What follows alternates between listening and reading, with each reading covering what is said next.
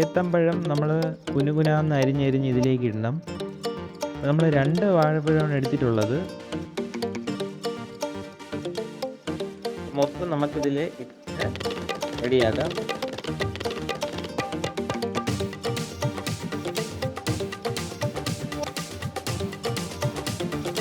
അരിഞ്ഞ് തീരാറായിരിക്കുന്നു. നമുക്ക് പാലെടുക്കണം. നമുക്ക് മാവ് അത്യാവശ്യം ബട്ടറാണ് ഇത്. ഒരു പാനിൽ മിക്സ് ചെയ്തെടുക്കണം.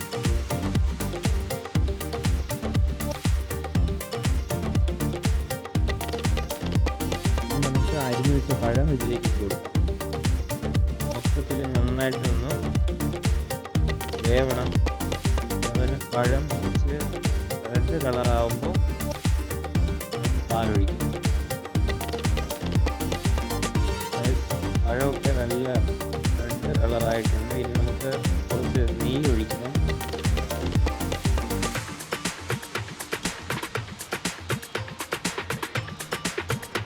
ഈ പഴം പഞ്ചസാര ഇടണം.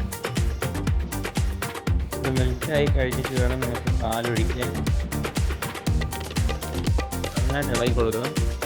അപ്പോൾ അത് മെൽറ്റായിട്ട് വന്നിട്ടുണ്ട്. ഇനി നമുക്ക് പാലാണ് ഒഴിക്കാനുള്ളത്. ശേഷം മാവ്, ടീസ്പൂൺ മാവ് പാലിലേക്ക് കലക്കി നമുക്ക് മിക്സ് ചെയ്തിട്ട് വേണം ഇതിലേക്ക് ഒഴിക്കാൻ. അപ്പോൾ നന്നായിട്ട് മിക്സ് ചെയ്യണം. നമ്മൾ മിക്സ് ചെയ്ത പാല് മൊത്തവും ഇതിലേക്ക് ഒഴിച്ചു കൊടുക്കണം.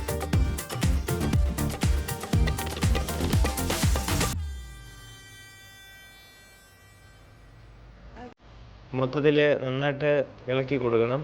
അടി പിടിക്കാനുള്ള ചാൻസ് ഉണ്ട്.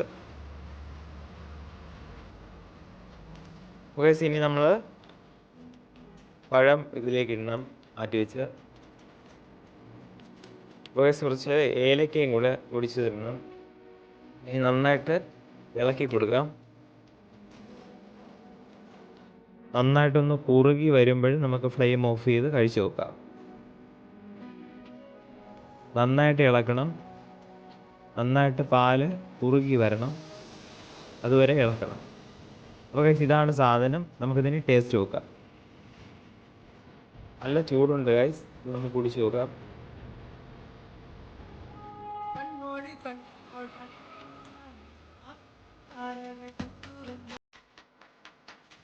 നല്ല രീതിയിൽ ചൂടുണ്ട്.